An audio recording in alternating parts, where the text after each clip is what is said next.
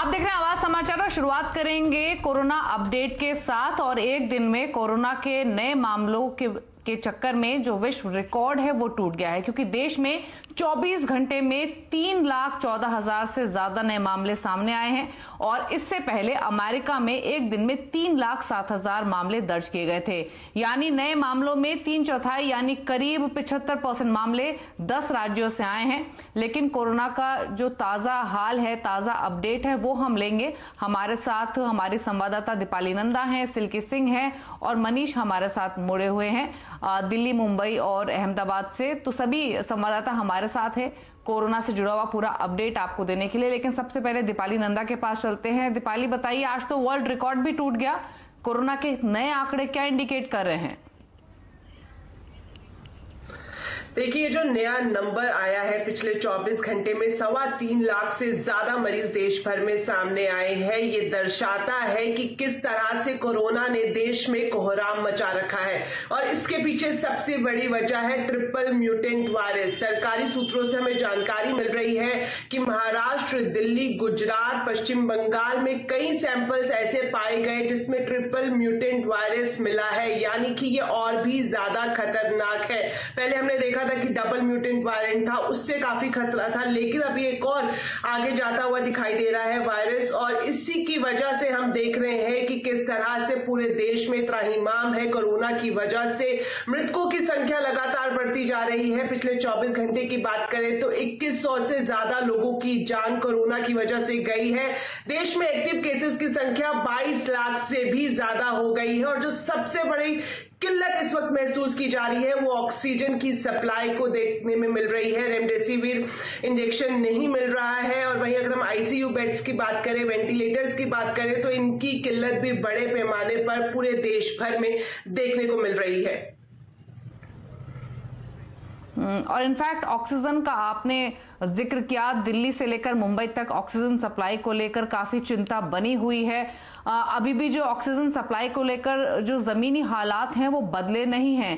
क्या है update oxygen supply को लेकर? क्योंकि खबरें तो ये भी हैं कि पीएम मोदी ने भी एक हाई लेवल मीटिंग की है इसकी सप्लाई को सुधारने के लिए। क्या अपडेट है ऑक्सीजन सप्लाई से लेकर अभी तक? देखिए, इस वक्त देश में जो सबसे बड़ी जरूरत है वो मेडिकल ऑक्सीजन की है। और जिन 8 से 10 राज्यों में कोरोना ने कोहराम मचाया हुआ है वहां पर तो बदतर हालत दिखाई दे रही है। ऑक्सीजन पूरी तरह से खत्म होती हुई दिखाई दे रही है। इसी बीच एक बड़ा फैसला केंद्र सरकार ने ये लिया है कि कोई भी राज्य एक जगह से दूसरी जगह मेडिकल ऑक्सीजन ले जा रहे टेम्पोज या फिर टैंकर को रोकेगा नहीं। कुछ ही देर पहले जब अरविंद केजरीवाल ने प्रेस कॉन्फ्रेंस की थी तो उन्होंने कहा था कि जो नेबरिंग स्टेट्स हैं, जैसे कि राजस्थान की बात करें, हरियाणा की बात करें, तो यहां से दिल्ली के लिए मेडिकल ऑक्सीजन के टैंकर्स को नहीं आने दिया जा रहा है, बॉर्डर पर ही रोक दिया है। तो राज्य किसी भी तरह की राजनीति मेडिकल ऑक्सीजन पर ना करे, इस लिहाज से गृह मंत्रालय की अध्यक्षता में एक बैठक की गई और उसके बाद ये निर्देश सभी राज्यों को दिए गए कि कोई भी राज्य इंटरस्टेट मूवमेंट जो ऑक्सीजन से जुड़ी हुई है उस पर किसी भी तरह की रोक नहीं लगाएगा। अगर मैं राजधानी दिल्ली का आपको हाल बताऊं तो यहां पर प्राइवेट हॉस्पिटल हो या फिर सरकारी हॉस्पिटल, अभी कुछ ही देर पहले उनकी तरफ से एक लिस्ट जारी की गई है जिसमें इन हॉस्पिटल्स में सिर्फ 4 घंटे से लेकर 12 घंटे तक की ही ऑक्सीजन बची है। तो आप अंदाजा लगा सकते हैं कि इस वक्त कितनी बुरी स्थिति है ऑक्सीजन की किल्लत को लेकर। और यहां पर एक और अपडेट मैं देना चाहूंगी, सुप्रीम कोर्ट ने भी इस पूरे मामले का संज्ञान लिया है। सुप्रीम कोर्ट ने केंद्र सरकार को नोटिस जारी कर जवाब मांगा है कि आखिर कोरोना के इस बिगड़ते हुए हालात से निपटने के लिए सरकार की क्या व्यवस्था है। ऑक्सीजन की जो किल्लत हो रही है, दवाइयां नहीं मिल रही है, इससे निपटने के लिए सरकार क्या स्ट्रैटेजी बना रही है। अब कल शुक्रवार को इस पूरे मामले की सुनवाई एक बार फिर से होगी सुप्रीम कोर्ट में। तो सुप्रीम कोर्ट भी अब इसमें एक्टिवली इन्वॉल्व है, उन्होंने भी संज्ञान लिया है इस दिक्कतों को से डील करने के लिए। लेकिन अब महाराष्ट्र से अपडेट ले लेते हैं। सिल्की सिंह हमारे साथ मौजूद है क्योंकि नए केस में महाराष्ट्र अब भी टॉप पर है, लेकिन पिछले अगर स्पेशली 10 दिनों की बात करेंगे तो जो ये आंकड़ा है वो 60 से 65,000 के आसपास बना हुआ है। कल रात से ब्रेक द चेन के तहत पाबंदियां और भी बढ़ा दी गई हैं। क्या अपडेट अब तक, ये सिल्की से पूछ लेते हैं। सिल्की, पहले तो आज के आंकड़े बताइए, कोरोना संक्रमण का जो डेटा है वो क्या इंडिकेट करता है? जी तो पिछले 24 घंटे की बात करें तो 67,000 से ज्यादा नए कोरोना के मामले आए हैं। वहीं जहां तक मौत की बात करें तो अब तक का सिंगल डे का सबसे बड़ा हाइक यानी 568 लोगों की जो है कोरोना की वजह से मौत हुई है पिछले 24 घंटे में। ये सिंगल डे में सबसे बड़ा डेथ फिगर है जो पहली बार सामने आया है। वहीं मुंबई में 6 लाख का आंकड़ा क्रॉस कर दिया है केस लोड ने, यानी 6 लाख से ज्यादा अब मरीज बन चुके हैं कोरोना के मुंबई में। जहां तक बात करें कि किस तरह की स्ट्रैटेजी राज्य सरकार उठा रही है, तो कल ही ब्रेक द चेन के तहत में कुछ नई पाबंदियां जो हैं वो राज्य में लगाई गई हैं, जो कि आज रात 8 बजे से लेकर 1 मई तक जारी रहने वाली हैं। और इस रिस्ट्रिक्शंस में कई सारी चीजें हैं, जैसे सरकारी जो दफ्तर हैं वहां पे 15% से ज्यादा लोगों को आने की इजाजत नहीं है। पहले ये 50% के स्ट्रेंथ पे काम कर सकते थे। वहीं बात कर लें जहां शादी समारोह जैसे जो आयोजन है उसमें 25 से ज्यादा लोगों को अनुमति नहीं मिलेगी। साथ ही 2 घंटे के भीतर ही शादी समारोह को समाप्त करना भी अनिवार्य किया गया है। इसके अलावा जो इंटर डिस्ट्रिक्ट और इंटर सिटी ट्रैवल है उसके लिए भी डिजास्टर मैनेजमेंट अथॉरिटी से पहले परमिशन लेना जरूरी होगा और उसके बाद वहां पर जाने के लिए यानी ट्रैवल के बाद 14 दिन का क्वारंटाइन भी करना जरूरी होगा। और अगर लोग इसका उल्लंघन करते हुए पाए जाते हैं तो उन्हें 10,000 से 50,000 तक का जुर्माना भी देना पड़ सकता है। तो कई सारी पाबंदियां हैं। इसके अलावा धारा जो सेक्शन 144 है वो 1 मई तक लागू है। यहाँ मुंबई में और पूरे महाराष्ट्र में सिर्फ 11 बजे तक ही जो दुकानें हैं वो खुली रहेंगी, सुबह 7 बजे से 11 बजे, केवल 4 घंटों के लिए। तो कई सारी पाबंदियां लगी हैं ताकि ज्यादा से ज्यादा लोग जो हैं उन्हें सुरक्षित बनाया जा सके। अब जितने लोग पीड़ित हैं कोरोना की वजह से उनके आरोग्य के लिए ज्यादा इंफ्रास्ट्रक्चर तैयार करने पे भी काम किया जा रहा है। और ऑक्सीजन फ्रंट पे अगर मैं आपको अपडेट देना चाहूँ तो जो विशाखापट्टनम के लिए यहाँ से ट्रेन रवाना हुई थी ग्रीन कॉरिडोर के जरिए, वो कल तक यहाँ वापस आ जाएगी और इसमें 7 ऑक्सीजन के टैंकर्स जो हैं वो आएंगे, जिसमें हर टैंकर की कैपेसिटी 16 टन की बताई जा रही है। जी तो पाबंदियां बढ़ी हैं। महाराष्ट्र में भी ब्रेक द चेन का जो नया दौर है वो शुरू किया गया है, जिसमें रिस्ट्रिक्शंस अब पिछले साल वाली ही हैं ताकि इस संक्रमण पर थोड़ा कंट्रोल पाया जाए। इनफैक्ट मुंबई में सरकार के ऐलान के बाद जो सभी दुकानें हैं वो सुबह 7 से 11 तक ही खुली रहेंगी और पुलिस ने माइक पर अनाउंसमेंट कर लोगों से बाहर नहीं निकलने की भी अपील की। मुंबई में लगातार कोरोना वायरस के मामले बढ़ते आ रहे हैं और उसी को लेकर जो महाराष्ट्र के जो नियम थे वो अब कड़े कर दिए गए हैं। सुबह 7 से लेकर 11 बजे तक जो ग्रोसरी की जो दुकानें वो सिर्फ खुली रहेंगी। 11 बजे के बाद सारी दुकानें बंद कर दी जाएंगी। ये वजह है कि मुंबई पुलिस बाकायदा देखिए अनाउंसमेंट कर रही है कि 11 बजे के बाद जो दुकानें खुली रहेंगी उनके ऊपर कार्रवाई की जाएगी। यही वजह है कि मुंबई पुलिस हर एक जगह पर हर एक इलाकों में जा रही है। बाकायदा अनाउंसमेंट से माइक से अनाउंसमेंट करेगी 11 बजे के बाद सभी दुकानें बंद होंगी, चाहे वो दूध से जुड़ी हो या किराना स्टोर हो, वो सारी दुकानें बंद की जाएंगी। हम आपको इलाका दिखा जाएंगे, पूरे इलाकों में जो दुकानें खुली हुई थी वो मुंबई पुलिस ने बंद कर दी है। और साथ ही साथ ये देखिए जिस तरीके से अनाउंसमेंट यहाँ पे हो रहा है और बाकायदा अनाउंसमेंट के जरिए लोगों को बताया जा रहा है कि बाहर ना निकलें, विनाकारण कोणीही गर्दी करून बाहेर उभे राहू नये। सर्व जनतेस विनंती करण्यात येत आहे कोणीही बाहेर उभे राहू नये। सर्वांनी आपापल्या घरी जायचं आहे, पुन्हा कोणी गर्दी करून उभं राहायचं नाही आहे। तो देखिए मराठी में बोलने की बिना कारण भीड़ भाड़ इलाकों में ना करें कि कोरोना वायरस बहुत ज़्यादा फैल रहे हैं। यही वजह है कि तमाम इलाकों में जो दुकानें थी, अगर मैं आपको दिखाना चाहूँगा कि सब्जी की दुकानें हैं वो पूरी तरह से बंद करा रही है मुंबई पुलिस, क्योंकि 11 बजे का समय था। 11 बजे के बाद कोई भी दुकानें यहाँ पर खुली नहीं रहेंगी। इससे पहले उनको एक निर्धारित समय दिया गया है कि 7 से 11 के बीच में जो सब्जी की दुकान है, जो फ्रूट्स की दुकान है, वो सारी दुकानें खुली रहेंगी। 11 बजे के बाद लोग यहाँ पे इकट्ठा ना हो, बाजार सारे बंद रखें। तो आपने दिल्ली और मुंबई से तो पूरा अपडेट सुना कोरोना को लेकर क्या हालात बने हुए हैं, लेकिन अब रुक करते हैं गुजरात का। गुजरात से मनीष देसाई हमारे साथ मौजूद हैं और गुजरात में कोरोना को लेकर गुजरात हाईकोर्ट ने स्पेशली दवाओं की स्थिति को देखते हुए रूपानी सरकार की खिंचाई की है। हाईकोर्ट ने रेमडेसिविर के लिए एक नीति बनाने को भी कहा है। जानिए तमाम डिटेल्स मनीष देसाई से। बिल्कुल, देखिए अगर अहमदाबाद की बात की जाए तो अहमदाबाद में लगातार किल्लत हो रही है। चाहे अहमदाबाद हो, सूरत, बड़ौदा या कोई छोटा सेंटर हो, सब जगह पे रेमडेसिविर इंजेक्शन की किल्लत हो रही है।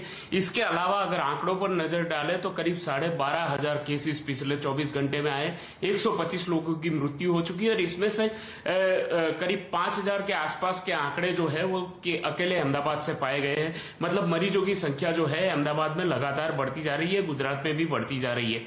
इसे देखते हुए गुजरात हाईकोर्ट ने 3 चीजों की किल्लत यहां पर देखी गई है। एक तो रेमडेसिविर इंजेक्शन है, दूसरा लोगों को बेड नहीं मिल रहा है और तीसरी चीज है ऑक्सीजन। तो इसको लेके हाईकोर्ट ने एक डायरेक्शन दिया है, कहा है कि राज्य सरकार के जो अधिकारी है, या चाहे वो कलेक्टर हो या फिर म्युनिसिपल कमिश्नर हो, कोई भी हो, ऐसे अधिकारी को ये राइट ना दिया जाए कि वो डिसाइड करे कि कौन से अस्पताल में या कहां पर कितने रेमडेसिविर इंजेक्शन पहुंचाए जाएंगे। लेकिन इसके लिए सरकार जो मेडिकल लाइन से जुड़े हुए लोग हैं, जो सीनियर लोग हैं, उनकी एडवाइस ले और एक कमेटी का गठन करे और इसके एडवाइस के तहत रेमडेसिविर इंजेक्शन का डिस्ट्रीब्यूशन किया जाए। और उसको लेके ही अभी हाल ही में हम जब लाइव पे खड़े थे तभी जो हमारे पास अपडेट आ रही है कि राज्य सरकार ने एक कमेटी का गठन किया है और इसके लिए रेमडेसिविर डिस्ट्रीब्यूशन के लिए एक नया प्रोटोकॉल बनाया जाएगा। इसके अलावा बात की जाए बेड मिलने की, तो सरकार ने वैसे तो सारे प्राइवेट अस्पताल में ट्रीटमेंट शुरू करने को कहा है, लेकिन लोगों को अभी भी बेड मिलने की दिक्कत हो रही है। वजह यह है कि 108 जो एम्बुलेंस सर्विस है उसके जरिए जो लोग जाएंगे उनको सरकारी अस्पताल में भर्ती किया जाता है। तो ऐसे में सरकार को यह भी डायरेक्शन दिया गया है कि 108 के जरिए जो क्रिटिकल पेशेंट है उनको पहले एडमिट किया जाए और बाद में फिर कम इमरजेंसी वाले लोगों को एडमिट किया जाए। इसके अलावा ऑक्सीजन की बात की जाए तो ऑक्सीजन की किल्लत प्राइवेट अस्पताल से लगातार हो रही है और लगातार ये एक तरह से कहे कि विसल ब्लोअर है। हर अस्पताल की तरफ से ये इंडिकेशन आ रहा है कि हमारे पास ऑक्सीजन नहीं पहुंच रहा है। सरकार ने इसके लिए भी इंतजाम करना शुरू किया है। जीएनएफसी गुजरात नर्मदा फर्टिलाइजर जो भरूच में है उनके साथ टाइप किया है और वहां से अहमदाबाद के लिए कम से कम ऑक्सीजन की सुविधा बढ़ाई गई है। जी, तो ये पूरा अपडेट आपने सुना और रेमडेसिविर के लिए भी क्या प्लानिंग है सरकार की, क्या नीति है, उस पर भी सरकार काम कर रही है। ये अपडेट मनीष बताते हुए। मनीष और सिल्की, आप दोनों का शुक्रिया। दीपाली, आप हमारे साथ बनी रहिए क्योंकि वैक्सीन से जुड़ी हुई अपडेट्स हम आगे आपसे लेंगे। लेकिन इस बीच आपको बता दें कि जिस तरह से रेमडेसिविर के लिए देश में हल्ला मचा हुआ है, इस दवा की उपलब्धता और साथ ही जो अनशन कीमत है, वो कहानियां ऐसी कुछ सामने आ रही हैं। ये दवा से ज्यादा अब सरदर्द बनता जा रहा है। तो आज कंज्यूमर अड्डा में रेमडेसिविर की पड़ताल की आखिरी कितनी ये जरूरी है ये दवा और किस तरह से ये मरीज को देनी चाहिए, यानी रेमडेसिविर से जुड़ी हुई तमाम बातें आपको समझ में आएंगी क्योंकि डॉक्टरों का एक बड़ा पैनल हमारे साथ मौजूद रहेगा जो रेमडेसिविर के पहलुओं पर बातचीत करेगा। तो देखिए जरूर कंज्यूमर अड्डा, दवा या दर्द, शाम 5:27 पर।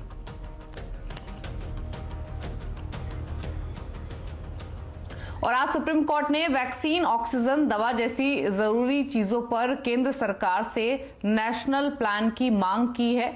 कोर्ट ने सरकार को नोटिस जारी करते हुए पूछा है कि कोरोना के दूसरे वेव के लिए क्या तैयारियां की गई हैं और केंद्र ने कहा है कि ऑक्सीजन और दवाओं की जो सप्लाई है उस पर एक प्लान होना चाहिए। इसी तरह वैक्सीन देने का जो तरीका है या फिर प्रक्रिया क्या रहेगी वो भी कोर्ट को बताया जाए। इसके साथ ही कोर्ट ने कहा है कि लॉकडाउन लगाने के अधिकार पर भी जवाब दाखिल करें। कोर्ट ने इस मामले में जो वरिष्ठ वकील हैं हरीश साल्वे, उनको एमिकस क्यूरी नियुक्त भी किया है। तो ये सुप्रीम कोर्ट की ओर से डिटेल्स आते हुए। और दिल्ली में ऑक्सीजन इमरजेंसी के बीच सप्लाई को लेकर सियासी ब्लेम गेम अब शुरू हो गया है। हालांकि दिल्ली के मुख्यमंत्री अरविंद केजरीवाल ने कहा है कि उन्हें हरियाणा के सीएम मनोहर लाल खट्टर ने सुचारू सप्लाई का भरोसा दिया है। डिप्टी सीएम मनीष सिसोदिया ने यूपी और हरियाणा पर भी वैक्सीन सप्लाई में रुकावट का आरोप लगाया है। सुनिए मनीष सिसोदिया और केजरीवाल का बयान। पिछले कुछ दिनों से दिल्ली में भी ऑक्सीजन की काफ़ी ज़्यादा अफरा तफरी मची हुई है। कभी इस हॉस्पिटल में ऑक्सीजन की कमी हो गई, कभी उस हॉस्पिटल में ऑक्सीजन की कमी हो गई, इस हॉस्पिटल में 2 घंटे की ऑक्सीजन बच गई। मैंने खुद रात भर अस्पतालों में ऑक्सीजन का इंतज़ाम कराने में गुजारी है कि कहीं किसी अस्पताल में ऑक्सीजन की कमी से कहीं मौत नहीं हो जानी चाहिए। केंद्र सरकार ने हमारा कोटा कल तक 378 टन तय किया हुआ था। ये कोटा कल शाम को बढ़ा के 480 टन कर दिया है केंद्र सरकार ने।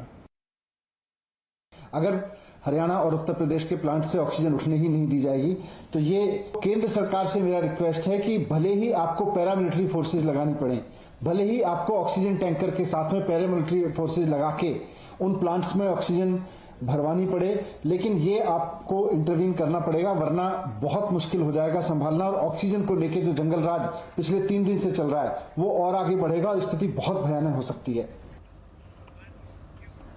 और देश में बढ़ते कोरोना मामलों के बीच जो हालात हैं देश भर में वो बेकाबू हो रहे हैं। अस्पतालों में ऑक्सीजन और दवाओं की किल्लत की खबरें आ रही हैं। क्या कोरोना की दूसरी लहर से निपटने के लिए हमारा सिस्टम बैठ गया है? इसी पर हम बातचीत करेंगे। आज आवाज अड्डा में एक बड़ी चर्चा होगी 5:57 पर।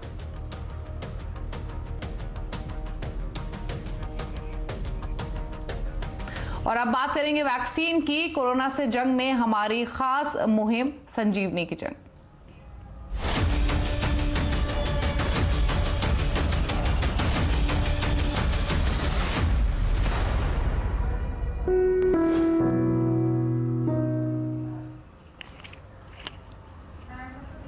और देश में वैक्सीन ड्राइव को मजबूत करने के लिए तीसरा चरण 1 मई से शुरू हो रहा है। इसके लिए 18 साल से ज्यादा उम्र वाले 28 अप्रैल से रजिस्ट्रेशन कर पाएंगे। साथ ही वैक्सीन को लेकर अच्छी बात ये सामने आई है कि नए स्ट्रेन पर भी ये असरदार है। कोवैक्सीन ले चुके 10,000 लोगों में सिर्फ सिर दर्द की शिकायत हुई है और 2 से 4 लोगों में संक्रमण हुआ है। इसको लेकर और क्या डिटेल्स हैं ये जान लेते हैं दीपाली नंदा से। दीपाली बताइए, जो वैक्सीन ड्राइव है वो अब तेजी पकड़ती हुई दिख रही है। 1 मई से तीसरे चरण की भी शुरुआत हो जाएगी, क्या डिटेल्स हैं? जो बिल्कुल सरकार का फोकस अब यही है कि वैक्सीनेशन प्रोग्राम को युद्ध स्तर पर किया जाए और इस लिहाज से 1 मई से तीसरे चरण की शुरुआत होने जा रही है। और इसके लिए जो लाभार्थी हैं वो 28 अप्रैल से कोविन पोर्टल और आरोग्य सेतु ऐप पर अपना रजिस्ट्रेशन करा सकेंगे। ये अहम कदम सरकार की तरफ से उठाया गया है कि जितना जल्दी और जितना समय पर हो सके जो लोग भी एलिजिबल हैं वो कोविन पोर्टल और आरोग्य सेतु ऐप पर अपना रजिस्ट्रेशन कराएं, ताकि 1 मई से बढ़ चढ़कर खासतौर पर युवा इस वैक्सीनेशन ड्राइव में हिस्सा लें। एक और मैं आपको अपडेट देना चाहूंगी कि फाइजर, अमेरिकी ड्रग कंपनी फाइजर भी जल्द ही अब देश में वैक्सीन की सप्लाई कर सकती है। सूत्रों से हमें जानकारी मिल रही है कि केंद्र सरकार और फाइजर के बीच में जो बातचीत चल रही है वो ये कि सिर्फ सरकार को ही फाइजर वैक्सीन देगी और वो भी नॉट टू प्रॉफिट प्राइस पर देगी, यानी कि बिना मुनाफे के दाम पर फाइजर केंद्र सरकार को वैक्सीन प्रोवाइड कराएगी।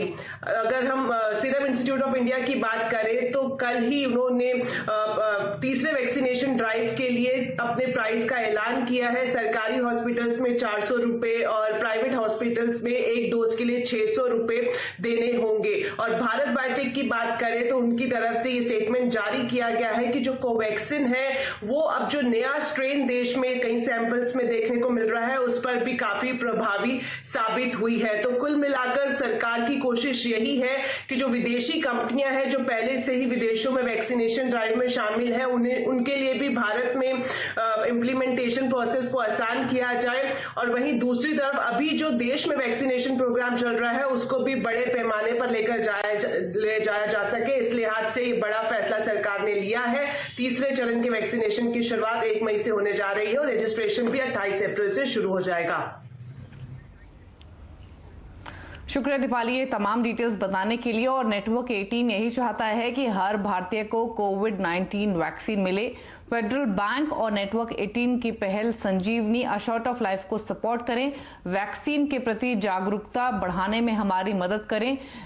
हेल्थ एक्सपर्ट के किसी सपोर्ट और दूसरी जानकारी के लिए आप लॉग इन कर सकते हैं www.moneycontrol.com/संजीवनी पर।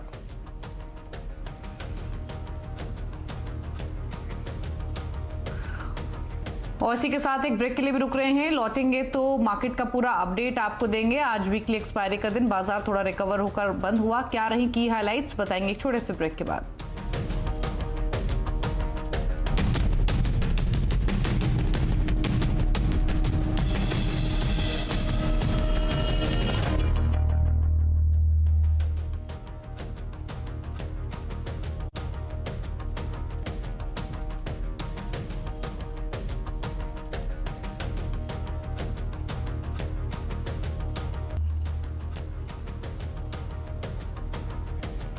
आप देख रहे हैं आवाज समाचार और बात करेंगे मार्केट अपडेट की। 2 दिनों की गिरावट के बाद बाजार में रिकवरी आज देखने को मिली और आज वीकली एक्सपायरी का दिन भी था, तो शॉर्ट कवरिंग के सहारे बाजार स्ट्रेंथ दिखाकर बंद हुआ। बैंकिंग, मेटल, रियल्टी स्टॉक्स में हल्की खरीदारी आज देखने को मिली। निफ्टी 14,406 पर बंद हुआ, लेकिन क्या एक्शन रहा आज दिन भर में, उस पर तमाम डिटेल्स ले लेते हैं यतिन मोहता से। यतिन, आज गिरावट थोड़ी थमती हुई नजर आई, क्या है की हाईलाइट्स? देखिए, आज वीकली एक्सपायरी बहुत बेहतरीन रही, बैंकिंग शेयरों ने आउट परफॉर्म किया। मोर इम्पोर्टेंटली दूसरे दिन की जो लगातार गिरावट हमने एसटी देखी थी वो आज थम गई। जाहिर सी बात है, थोड़ा बहुत प्रेशर जो हमको बैंकिंग सेक्टर से आ रहा था, वहां अच्छी रैली होने के कारण मार्केट को उस सेक्टर से सपोर्ट आया। इसके अलावा मेटल्स, मीडिया, फार्मा और एनबीएफसी शेयरों में भी काफी अच्छी चहक रही। ओवरऑल बेसिस पे अगर आप एनएससी का एडवांस डिक्लाइन रेशियो देखें तो 2 बढ़ने वाले शेयरों के सामने केवल 1 गिरने वाले शेयर्स थे। और अगर स्टॉक स्पेसिफिक मूव देखें तो किन किन शेयर में ज्यादा एक्शन रहा आज? देखिए, अगर आप निफ्टी की स्पेसिफिकली बात करें तो आईसीआईसीआई बैंक, क्योंकि इनके नतीजे नियर टर्म आने वाले हैं तो काफी अच्छा मोमेंटम वहां देखने को मिला। सबसे बड़ा कंट्रीब्यूटर ये बना, जहां तक कि निफ्टी बैंक का भी सवाल है। इसके अलावा विप्रो, जेएसडब्ल्यू स्टील और टाटा स्टील जैसे शेयरों में भी अच्छी खासी तेजी देखने को मिली। लूजिंग एंड पे टाइटन, टाटा कंज्यूमर और एचयूएल जैसे शेयर्स थे। और जैसे कि मैंने पहले कहा, डिफेंसिव शेयरों में थोड़ी बहुत प्रॉफिट बुकिंग आज देखने को हमको मिली। इसके अलावा मिड कैप्स की बात करें तो नतीजों के बाद टीवी 18 ब्रॉडकास्ट और नेटवर्क 18 मीडिया जो हमारी एंटिटी है, वहां हमको अच्छा खासा गेन आता हुआ दिखाई दिया। और अगर आप ओरिएंट रिफ्रैक्टरीज और शिल्पा मेडिकेयर की भी बात करें तो वहां भी हमको डबल डिजिट गेन आता हुआ दिखाई दिया। फार्मा गेनर्स की बात करें तो आज फिर से एक बार पेनेशिया बायोटेक, एस्ट्राजेनेका फार्मा जैसे शेयरों में बाइंग देखने को मिली। विविमेड लैब्स और पॉलीमेडिक्योर जैसे शेयरों में भी आज अच्छी खासी ट्रेडिंग मोमेंटम देखने को मिली। तो शुक्रिया यतिन ये तमाम डिटेल्स बताने के लिए। तो सिलेक्टिव पॉकेट्स से मिड कैप में, स्पेशली सिलेक्टिव पॉकेट्स में काफी अच्छा एक्शन आज देखने को मिला है। चलिए, इसी के साथ आवाज समाचार में तो इतना है, लेकिन खबरों पर लगातार अपडेट के लिए सीएनबीसी आवाज से जुड़े रहिए, ट्विटर, फेसबुक और यूट्यूब के जरिए। नमस्कार।